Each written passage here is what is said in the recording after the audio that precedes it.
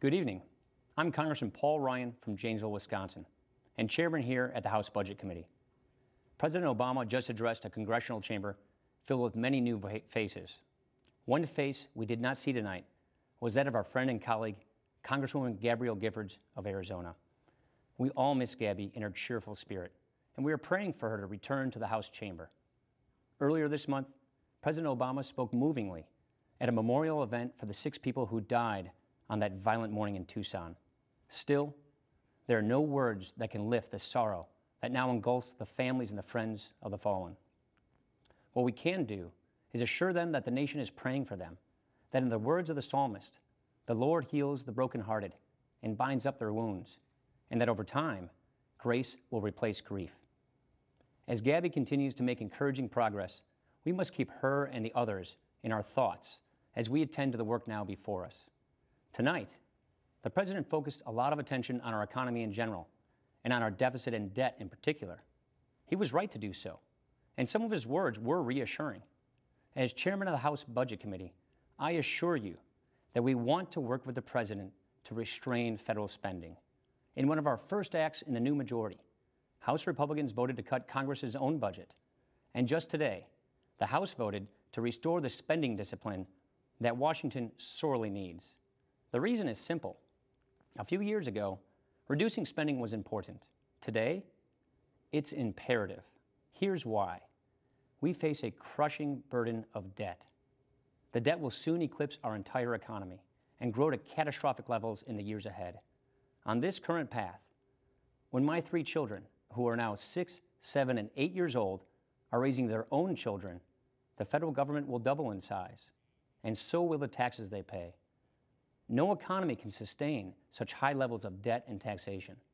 The next generation will inherit a stagnant economy and a diminished country. Frankly, it's one of my greatest concerns as a parent, and I know many of you feel the same way. Our debt is the product of acts by many presidents and many Congresses over many years. No one person or party is responsible for it. There is no doubt the President came into office facing a severe fiscal and economic situation. Unfortunately, instead of restoring the fundamentals of economic growth, he engaged in a stimulus spending spree that not only failed to deliver on its promise to create jobs, but also plunged us even deeper into debt. The facts are clear. Since taking office, President Obama has signed into law spending increases of nearly 25% for domestic government agencies, an 84% increase when you include the failed stimulus. All of this new government spending was sold as investment. Yet after 2 years, the unemployment rate remains above 9%, and government has added over $3 trillion to our debt. Then the President and his party made matters even worse by creating a new, open-ended health care entitlement. What we already know about the President's health care law is this. Costs are going up, premiums are rising, and millions of people will lose the coverage they currently have. Job creation is being stifled by all of its taxes, penalties, mandates, and fees. Businesses and unions from around the country are asking the Obama administration for waivers from the mandates. Washington should not be in the business of picking winners and losers. The President mentioned the need for regulatory reform to ease the burden on American businesses. We agree, and we think his health care law would be a great place to start. Last week, House Republicans voted for a full repeal of this law, as we pledged to do, and we will work to replace it with fiscally responsible, patient-centered reforms that actually reduce costs and expand coverage. Healthcare spending is driving the explosive growth of our debt, and the President's law is accelerating our country toward bankruptcy. Our debt is out of control. What was a fiscal challenge is now a fiscal crisis. We cannot deny it. Instead, we must, as Americans, confront it responsibly. And that is exactly what Republicans pledged to do. Americans are skeptical of both political parties, and that skepticism is justified, especially when it comes to spending. So hold all of us accountable. In this very room, the House will produce, debate, and advance a budget. Last year, in an unprecedented failure, Congress chose not to pass or even propose a budget. The spending spree continued unchecked. We owe you a better choice and a different vision. Our forthcoming budget is our obligation to you, to show you how we would do things differently, how we will cut spending to get the debt down, help create jobs and prosperity, and reform government programs.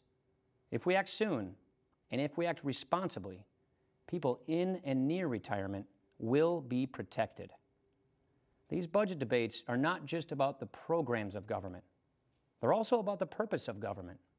So I'd like to share with you the principles that guide us. They are anchored in the wisdom of the founders, in the spirit of the Declaration of Independence, and in the words of the American Constitution. They have to do with the importance of limited government and with the blessing of self-government.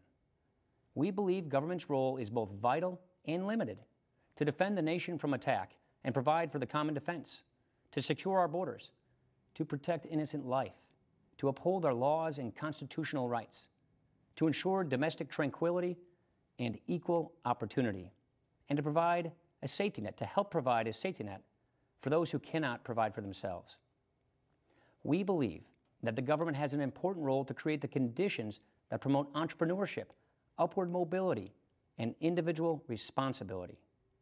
We believe, as our founders did, that the pursuit of happiness depends on individual liberty, and individual liberty requires limited government. Limited government also means effective government. When government takes on too many tasks, it usually doesn't do any of them very well. It's no coincidence that trust in government is at an all-time low now that the size of government is at an all-time high.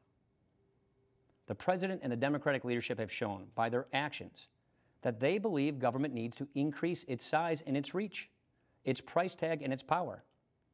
Whether sold as stimulus or repackaged as investment, their actions show they want a federal government that controls too much, taxes too much, and spends too much in order to do too much. And during the last 2 years, that is exactly what we have gotten, along with record deficits and debt, to the point where the President is now urging Congress to increase the debt limit. We believe the days of business as usual must come to an end. We hold to a couple of simple convictions. Endless borrowing is not a strategy. Spending cuts have to come first. Our nation is approaching a tipping point. We're at a moment where if government's growth is left unchecked and unchallenged, America's best century will be considered our past century. This is a future in which we will transform our social safety net into a hammock, which lulls able-bodied people into lives of complacency and dependency. Depending on bureaucracy to foster innovation, competitiveness, and wise consumer choices has never worked, and it won't work now. We need to chart a new course. Speaking candidly, as one citizen to another, we still have time, but not much time. If we continue down our current path, we know what our future will be. Just take a look at what's happening to Greece, Ireland, the United Kingdom, and other nations in Europe.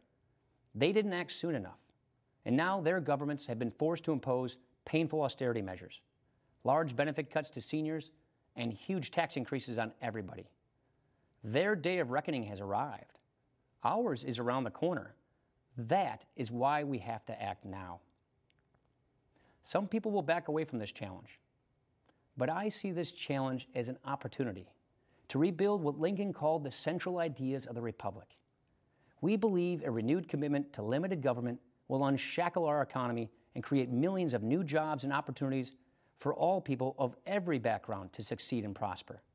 Under this approach, the spirit of initiative, not political clout, determines who succeeds. Millions of families have fallen on hard times, not because of our ideals of free enterprise, but because our leaders failed to live up to those ideals. Because of poor decisions made in Washington and Wall Street that caused a financial crisis, squandered our savings, broke our trust, and crippled our economy. Today, a similar kind of irresponsibility threatens not only our livelihoods, but our way of life. We need to reclaim our American system of limited government, low taxes, reasonable regulations, and sound money, which has blessed us with unprecedented prosperity. And it has done more to help the poor than any other economic system ever designed.